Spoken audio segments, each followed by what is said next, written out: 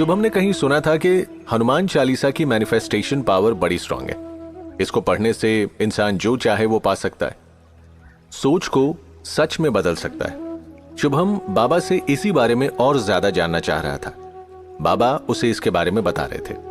ये बात बिल्कुल सच है कि हनुमान चालीसा को सिद्ध करके हम अपनी इच्छाओं को, सपनों को या किसी लक्ष्य को वास्तविकता में बदल सकते हैं। बल्कि इसे यूं कहना चाहिए, हनुमान चालीसा हमें एक ऐसी चीज बना देती है जो कि एक चुंबक की तरह है, जिससे हम हर शुभ और सकारात्मक चीज अपनी तरफ खींच सकते हैं और हर संकल्प को सिद्धि में बदल सकते हैं। मगर ऐसा कैसे होता है बाबा? क्या इसके पीछे कोई तंत्र है या साइंस है? तंत्र भी तो साइंस ही है बेटा। विज्ञान चाहे ऊर्जा का हो या पदार्थ का, उसके कुछ नियम होते हैं।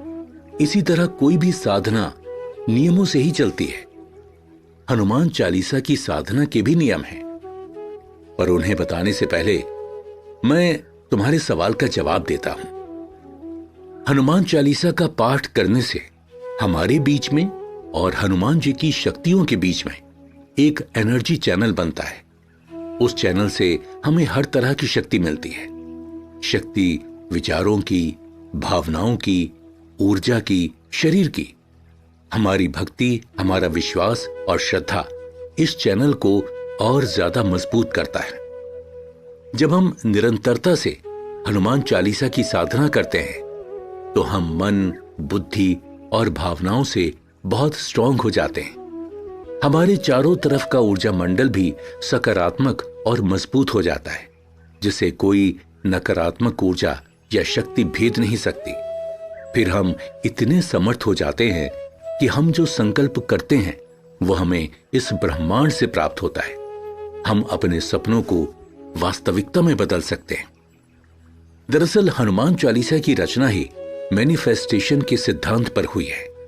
इसे रचकर ही स्वामी तुलसीदास जी ने अपने संकल्प को सिद्धि में बदला था, जब वो बादशाह अकबर की जेल में थे। क्या तुलसीदास जी को कभी बादशाह अकबर ने कैद किया था? मगर क्यों? हाँ, बादशाह अकबर ने एक बार गोस्वामी तुलसीदास जी को अपनी कैद में डाल दिया था और तब हनुमान जी ने ही उन्हें जाकर बचाया था। चलो मैं तुम्हें ये पूरी कथा सुनाता हूं, तब तुम हनुमान चालीसा की ताकत को समझ जाओगे। यह घटना उस समय की है जब भारत पर मुगल सम्राट अकबर का राज था। उस समय गोस्वामी तुलसीदास बहुत प्रसिद्ध संत हो चुके थे। उनके चमत्कारों की बातें, उनको हनुमान जी के दर्शन होने की बातें मुगल दरबार में भी चर्चा का विषय बन रही थी। एक दिन बादशाह अकबर को किसी ने बताया कि आज गोस्वामी तुलसीदास जी ने एक मरे हुए आदमी को जिंदा कर दिया। अगले दिन किसी ने उन्हें बताया कि आज गोस्वामी तुलसीदास जी के घर आए चोर उनके पैरों में गिर पड़े, ये बोलकर कि वो जब चोरी करने आए थे तो खुद हनुमान जी ने उन्हें मार मार कर भगा दिया था। इसी प्रकार बहुत से चमत्कारों की बातें बादशाह अकबर के कानों में पहुंच रही थी। तब बादशाह अकबर सोचने लगे कि क्यों ना गोस्वामी तुलसीदास जी को दरबार में बुलाया जाए और देखा जाए कि वो कितने पहुंचे हुए चमत्कारी भक्त है या चमत्कारी संत है। बादशाह अकबर ने तुलसीदास जी को दरबार में बुलाया और उन्हें कोई चमत्कार दिखाने को कहा, मगर गोस्वामी तुलसीदास जी ने इसके लिए साफ मना कर दिया। वो बोले, मैं कोई चमत्कारी साधु नहीं हूं, मैं तो श्री राम का भक्त हूं। अगर कभी कोई चमत्कार होता भी है तो वो श्री राम ही करते हैं, इसमें मेरा कोई हाथ नहीं है। बादशाह ने उन्हें बहुत मनाने की कोशिश की, मगर वो इसी बात पर अड़े रहे। फिर बादशाह ने उन्हें दूसरी आज्ञा देते हुए कहा कि हमने सुना है आप बहुत अच्छी कविताएं लिखते हैं, हमारी शान में भी कुछ लिखो। गोस्वामी तुलसीदास जी ने इस आदेश को भी सीधा ये कहते हुए मना कर दिया कि मेरी कलम तो बस मेरे प्रभु श्री राम और उनके भक्त हनुमान जी की स्तुति करने के लिए ही उठती है, वो किसी और की स्तुति नहीं कर सकती। ये सुनकर बादशाह अकबर का सब्र जवाब दे गया और उसने अपने सैनिकों को आदेश दे दिया कि वो गोस्वामी तुलसीदास जी को लोहे की जंजीरों से बांधकर कैद खाने में डाल दें। बादशाह अकबर सोच रहे थे कि कम से कम अब तो गोस्वामी तुलसीदास खुद को छुड़ाने के लिए किसी चमत्कार का सहारा जरूर लेंगे, और तब इस बात का पता चल जाएगा कि वो कितने पहुंचे हुए शक्तिशाली संत हैं। तुलसीदास जी ने कैद होकर मुंह से उफ तक न निकाली। वो राम राम कहते हुए जेल में चले गए। जेल में तुलसीदास जी ने सोचा, हनुमान जी को प्रभु श्री राम से आज्ञा मिली हुई है कि वो इस पृथ्वी पर रह करके उनके भक्तों के कष्ट दूर करेंगे, तो क्यों ना सहायता के लिए बजरंग बली को ही पुकारा जाए।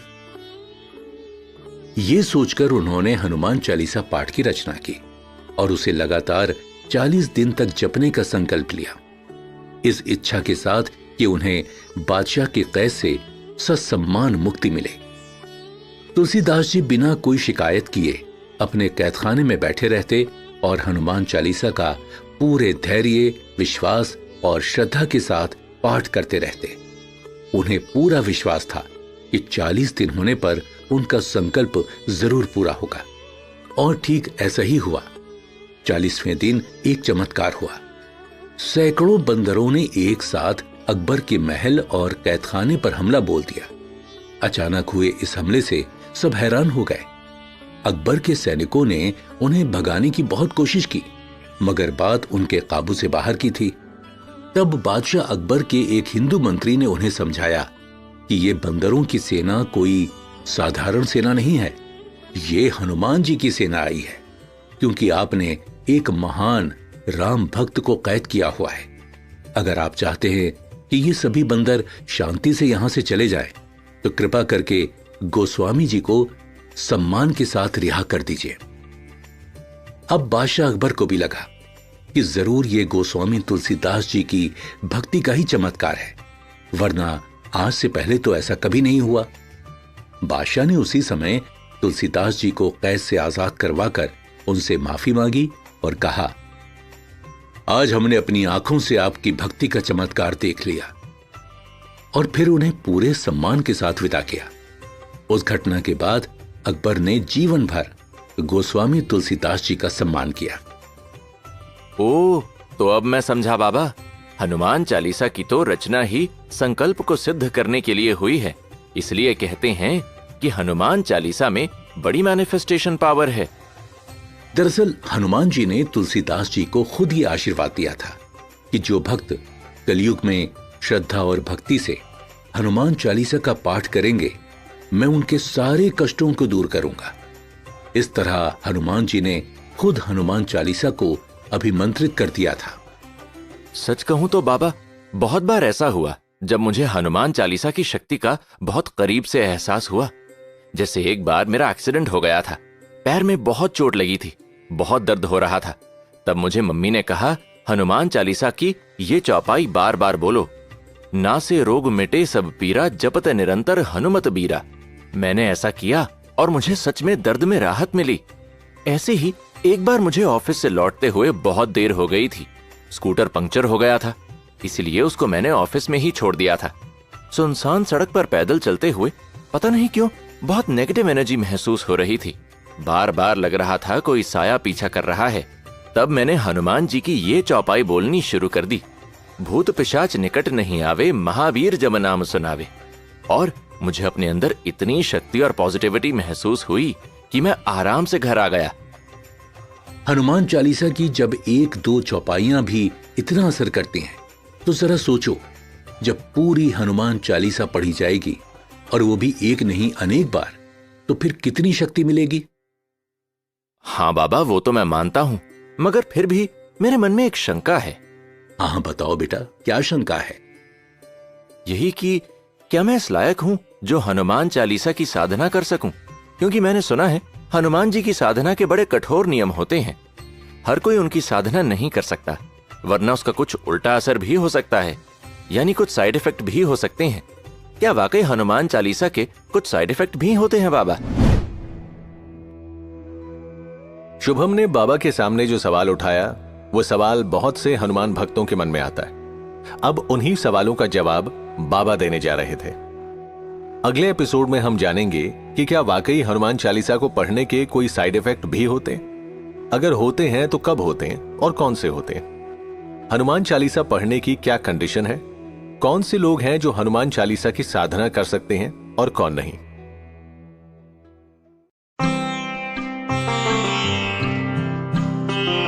शुभम का सवाल सुनने के बाद बाबा हंस पड़े और कहने लगे, बस बेटा, हनुमान चालीसा का बस यही एक साइड इफेक्ट है कि इसका कोई साइड इफेक्ट नहीं है।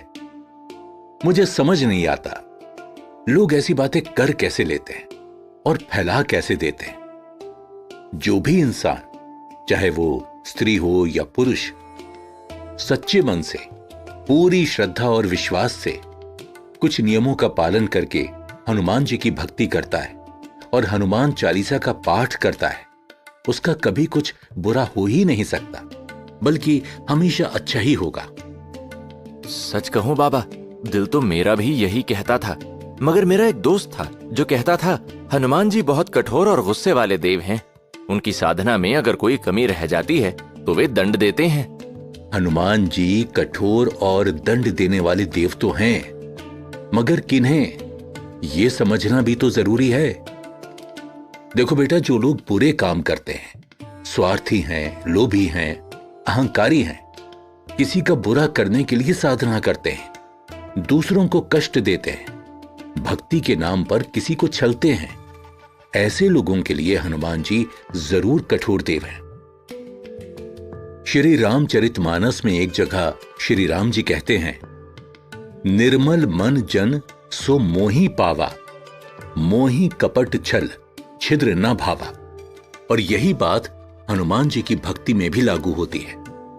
उनको निर्मल और शुद्ध मन की भक्ति प्यारी है। छल कपट करने वाले लोभी, स्वार्थी इंसानों की भक्ति वो स्वीकार नहीं करते।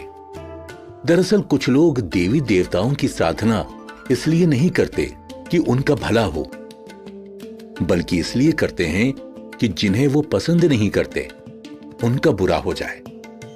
तो अगर ऐसे संकल्प के साथ हनुमान चालीसा का कोई पाठ करता है तो उसका जरूर बुरा हो सकता है। हनुमान चालीसा में बताया गया है, साधु संत के तुम रखवारे, असुर निकंदन राम दुलारे। यानी हे श्री राम के दुलारे, आप सज्जनों की रक्षा करते हैं और दुष्टों का नाश करते हैं।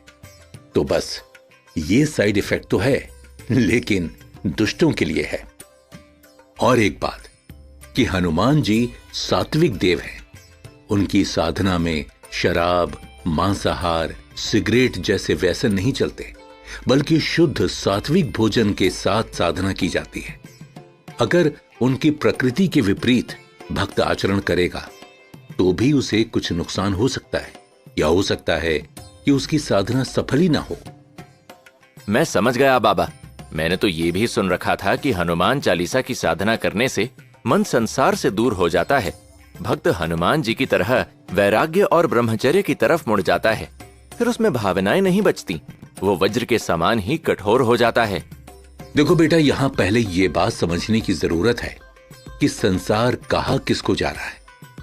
आजकल अगर कोई इंसान दोस्तों के साथ बैठकर पार्टी नहीं कर रहा, शराब सिगरेट नहीं पी रहा, बेकार के मनोरंजनों में नहीं फंसा हुआ है, ना ही ब्रांडेड कपड़ों, फोन, गाड़ियों, घड़ियों जैसे गैजेट्स में उलझा हुआ है, जो शांति से संयम भरा जीवन जी रहा है, ऊपर से मंदिर जाता है, सत्संग करता है, तो ऐसे संतुलित और अनुशासित जीवन जीने वाले इंसान को बाकी लोग कहने लगते हैं, ये तो सन्यासी हो गया है, बैरागी हो गया है, मोह माया और संसार से दूर हो गया है।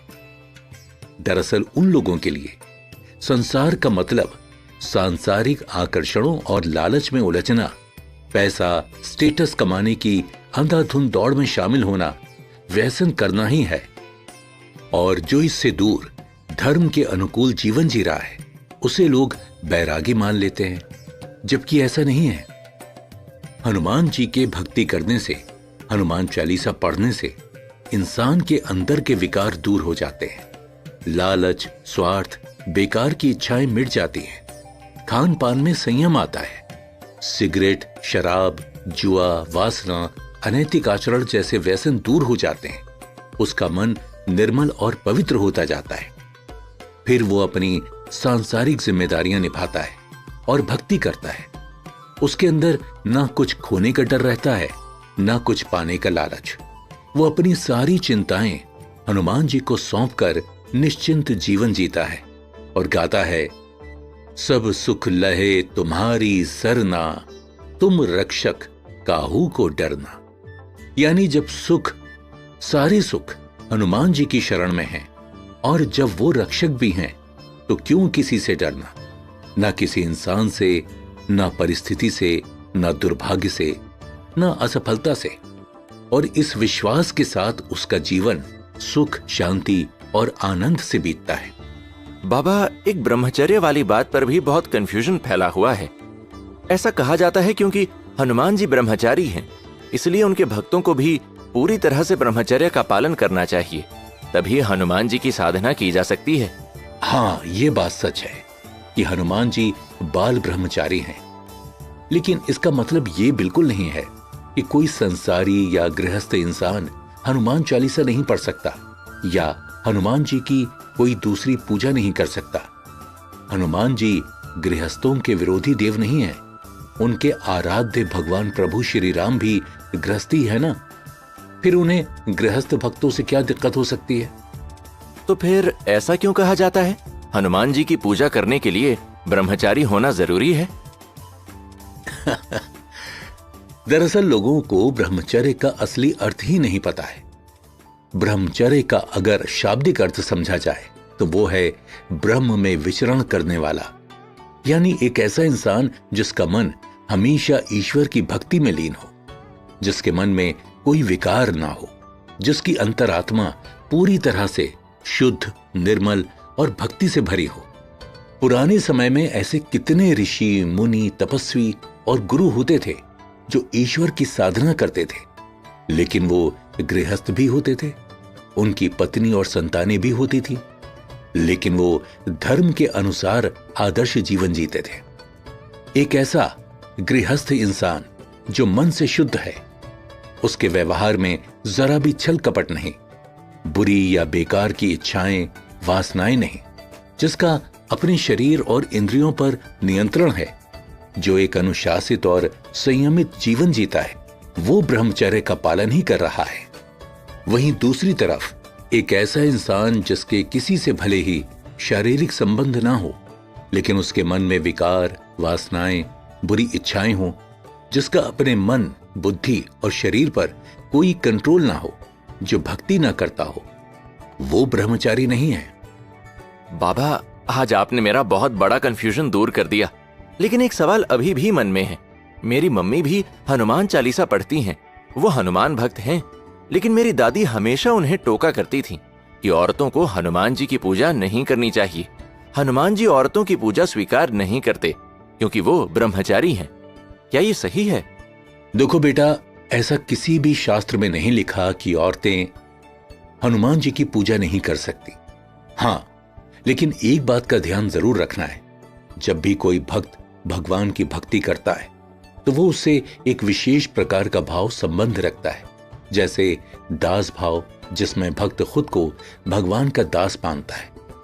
हनुमान जी खुद श्री राम से यही भाव रखते हुए भक्ति करते हैं। एक होता है वात्सल्य भाव, जिसमें भक्त भगवान को अपना पुत्र समान मानता है, जैसे बहुत से लोग घर में लड्डू गोपाल जी यानी श्री कृष्ण भगवान के छोटे रूप की वात्सल्य भाव से पूजा करते हैं।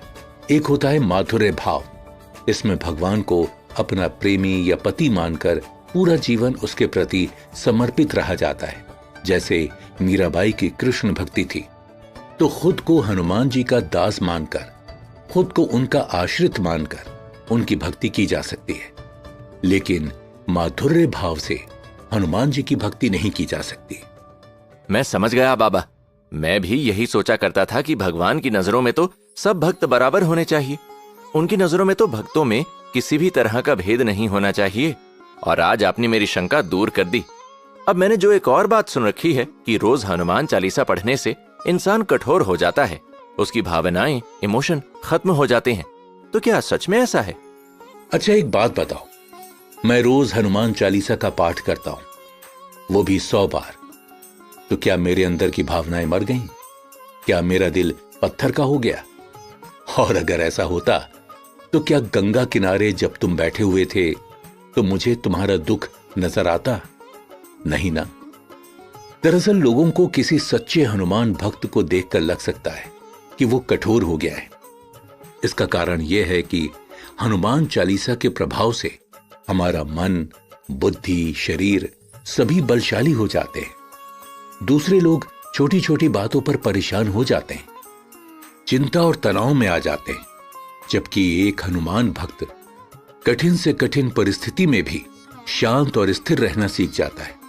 आसपास की घटनाएं उसके अंदर भावनाओं की उथल पुथल नहीं बचाती, इसलिए उसे देखकर किसी सामान्य आदमी को लग सकता है, अरे इसे तो किसी बात का कोई फर्क ही नहीं पड़ रहा, इसके अंदर की तो भावनाएं मर गई, ये तो कठोर हो गया। जबकि ऐसा नहीं है। हनुमान चालीसा का साधक दीपक की लौ नहीं रहता है जो हवा से हिल जाए, वो एक चमकता सूर्य बन जाता है जिसे कोई तूफान भी छू नहीं सकता। आपने तो मेरे सारे कंफ्यूजन दूर कर दिए बाबा। अब मैं भी जल्द से जल्द हनुमान चालीसा की साधना शुरू करना चाहता हूँ। अब कृपा करके मुझे बताइए कि मैं इसे कैसे कर सकता हूँ। शुभम जल्द से जल्द हनुमान चालीसा को सिद्ध करना चाहता था ताकि उसके सारे कष्ट दूर हो जाएं। लेकिन अभी हनुमान चालीसा के कुछ और ऐसे रहस्य उसे जानने बाकी थे।